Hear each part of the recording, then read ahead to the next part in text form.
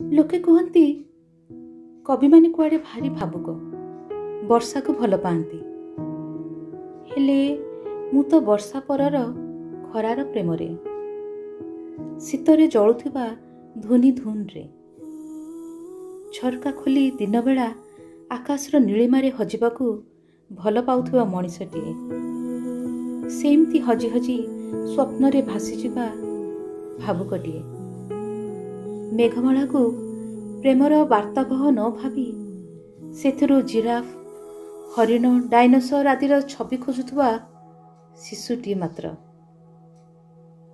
नमस्कार, मु डॉक्टर व्यत प्रज्ञाचार्य आउ थरे एक क्षुद्र कविता सह आपण मानक सम्मुखरे।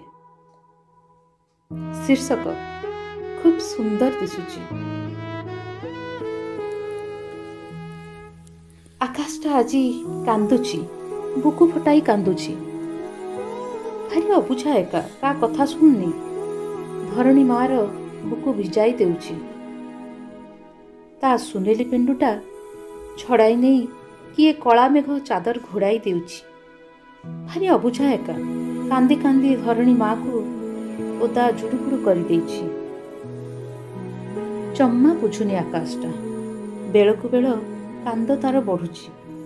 माँ ता कानी को मझिरे मझिरे पवन रे झाड़ी सुखाउची।